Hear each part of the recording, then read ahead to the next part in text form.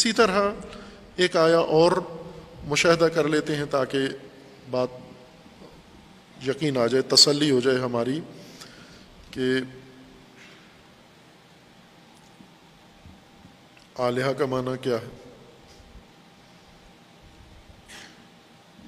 سورہ مبارکہ فرقان میں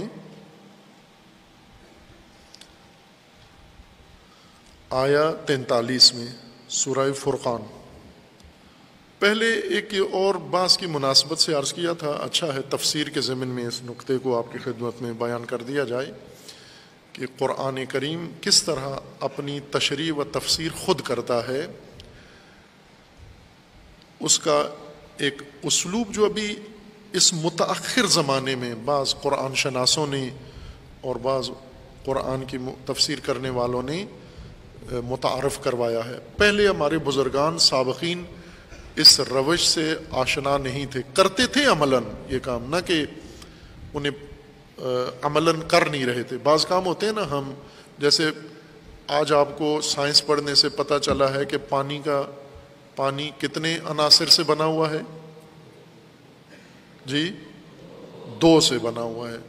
پہلے والے پانی کو خود عنصر سمجھتے تھے، 4 عناصر سمجھتے تھے۔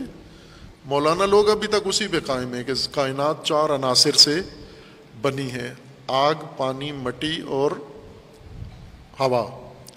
مولانا ابھی تک سارے شیعہ سنی مولانا صاحب اسی پر قائم ہیں۔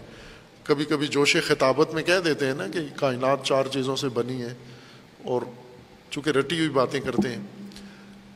پانی خود مرکب ہے، پانی عنصر نہیں ہے، بنیادی اکائی نہیں ہے، مرکب ہے۔ اب آپ طالب علموں کو بھی پتہ ہے کون سے 2 عنصر ہیں پانی کے اندر؟ آکسیجن اور ہائیڈروجن ہے۔ اور اب آکسیجن بھی عنصر نہیں رہا، اس کے اندر آگے عناصر مزید ہیں، آکسیجن کے ایٹم ہیں۔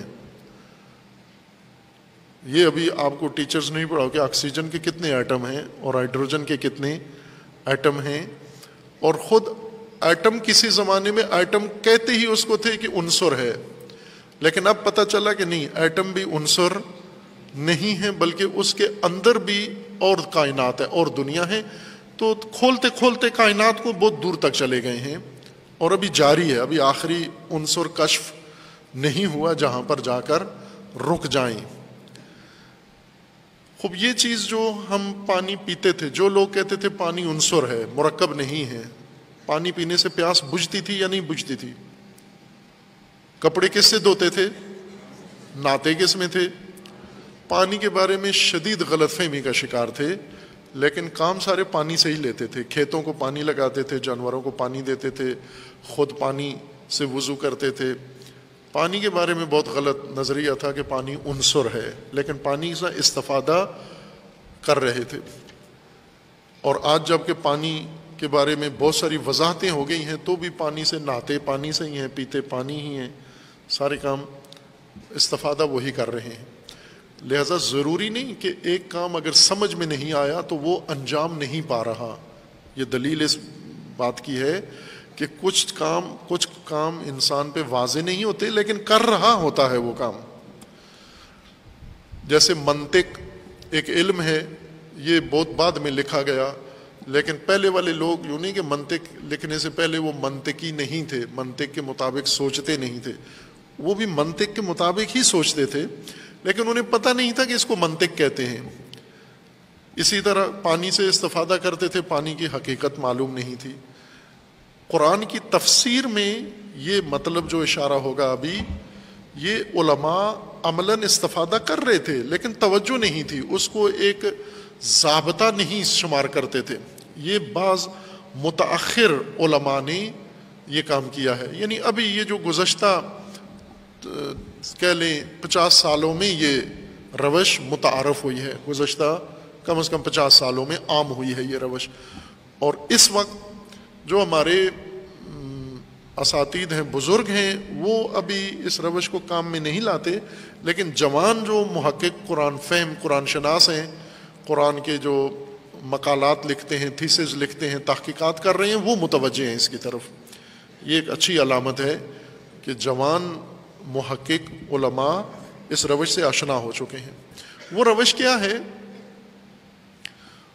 اس کا نام رکھا ہے فارسی والوں نے معنی شناسی، مفہوم شناسی یا معنی شناسی.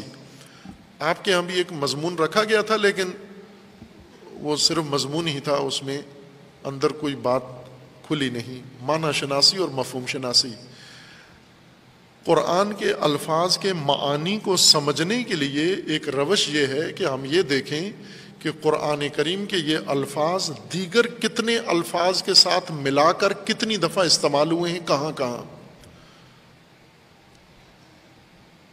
مثلا اللہ، لفظ اللہ، اسم جلالہ، یہ قرآن کریم میں تقریباً لگ بھگ کوئی 3000 مرتبہ استعمال ہوا ہے. اور جن آیات میں استعمال ہوا ہے تو صرف اللہ تو نہیں ہے، اور بھی بہت سارے الفاظ آیت کے اندر استعمال ہوئے ہیں. وہ کون سے الفاظ ہیں؟ کبھی زمین کے ساتھ، کبھی آسمان کے ساتھ، کبھی ملائکہ کے ساتھ، کبھی انسانوں کے ساتھ، کبھی بہشت کے ذکر کے ساتھ، کبھی جہنم کے ذکر کے ساتھ. جگہ جگہ آپ دیکھیں تو یہ لفظ اللہ یہ بہت سارے دیگر الفاظ کے ساتھ اس کا استعمال ہوا ہے. وہ الفاظ جن کے ساتھ اس کا تعلق بنا کر اس کو استعمال کیا گیا ہے وہ سب اس لفظ کے معنی میں تاثیر رکھتے ہیں. لہٰذا اس قرآن کی اس استعمال کو ہم ان تمام جغرافیے میں لحاظ کریں گے کہ یہ لفظ کہاں کہاں استعمال ہوا ہے. پیگیری کریں پورے قرآن میں، اس کو تلاش کریں کہ یہ لفظ کتنی دفعہ کہاں کہاں کن الفاظ کے ساتھ، کس پیرائی میں، کس سیاق میں اور کس مضمون کے اندر استعمال ہوا ہے. وہ سارے مجموعہ اس لفظ کے معنی میں آپ کو مدد دیں گے. یہ معنی شناسی و مفہوم شناسی یہ مفردات قرآن یا مطالب قرآن کے لیے ایک بدیع روش ہے جو اس وقت مورد توجہ قرار پائی ہے، لیکن پہلے سے بعض اوقات علماء مفسرین یہ کام کرتے تھے اور اکثر اوقات نہیں کرتے تھے.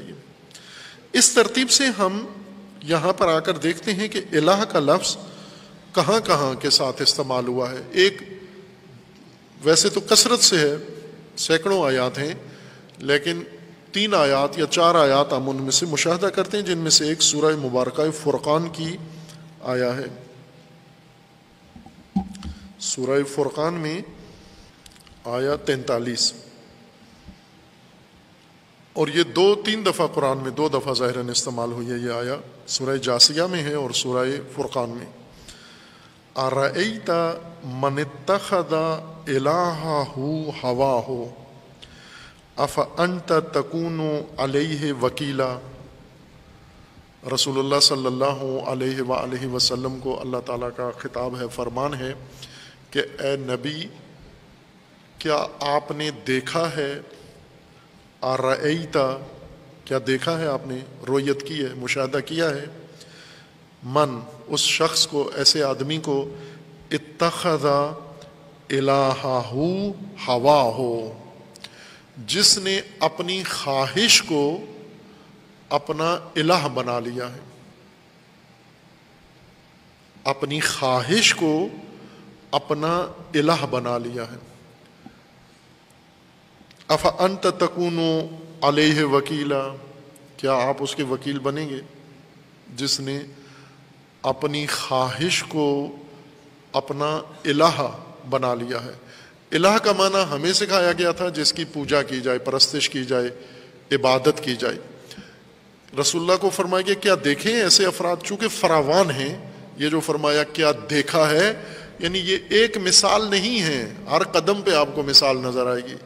صرف نگاہیں اٹھا کے دیکھیں تو آپ کو ایسے افراد کثرت سے ملیں گے جنہوں نے اپنی خواہش کو اپنا الہ بنا لیا ہے، معبود بنا لیا ہے. معبود کا معنی ہم نے کیا جس کی پرستش کی جائے، پوجا کی جائے، جس کے سامنے سجدے کیے جائیں. کیا ایسا فرد آپ نے دیکھا ہے کہ جو خواہشات کے لیے نمازیں پڑھ رہا ہے، خواہشات کو سجدے کر رہا ہے، سامنے خواہش ہے اور خواہش کے سامنے جھکا ہوا ہے؟ وہ ایک بھی فرد ایسا نہیں ہے. خواہش کو معبود بنانا پرستش کے لیے یہ تو کوئی بھی نہیں کرتا, وہ بھی نہیں سکتا. کس طرح خواہش کو کیسے سجدہ کیا جائے؟ خواہش تو مجسم چیز نہیں ہے. مورتیاں مندروں کے اندر وہ مجسم چیزیں, ان کے سامنے جا کر جھکتے ہیں. ابھی کچھ لوگ ہیں قبروں کے سامنے سجدے کرتے ہیں, کچھ لوگ ہیں مزاروں پہ سجدے کرتے ہیں, کچھ لوگ ہیں پیروں کو سجدے کرتے ہیں, کچھ لوگ ہیں جانوروں کو سجدے کرتے ہیں. خوب اس طرح کے لوگ کثرت سے موجود ہیں. حیوانات کو سجدے کرتے ہیں اور بہت شرمناک چیزوں کو بھی سجدے کرتے ہیں. ہندوستان کے اندر ایسے مذاہب ہیں جو شرمگاہوں کو سجدے کرتے ہیں.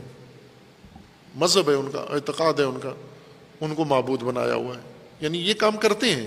لیکن خواہشات کو کون پوجا کرتا ہے؟ خواہشات کی پوجا کس طرح سے ہو سکتی ہے؟ اگر الہ کا معنی وہ معبود کریں جس کی پوجا ہو رہی ہے, یہ آیت معنی اس کا بنتا نہیں ہے.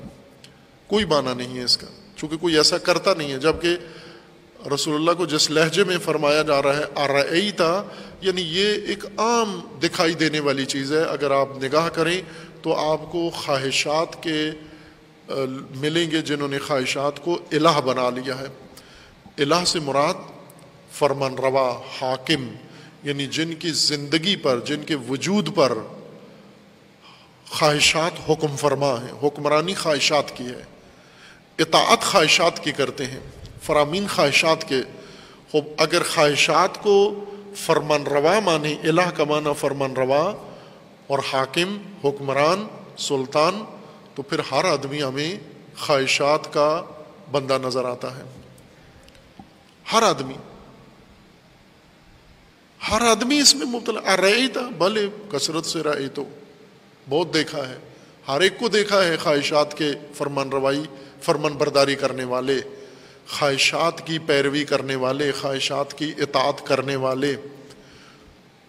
اس آیہ کریمہ میں الہ فرمان روا معنی کریں تو آیت کا معنی بنتا ہے. اور اس طرح کی کثرت سے آیات ہیں جن میں ہم ان کی مدد سے خود الہ کا معنی سمجھ سکتے ہیں, خود قرآن سے, بغیر کسی تیسرے منبع کی طرف رجوع کیے بغیر, کسی اور منبع سے استفادہ کیے بغیر, خود قرآن ہمیں سمجھا دیتا ہے الہ کس کو کہتے ہیں.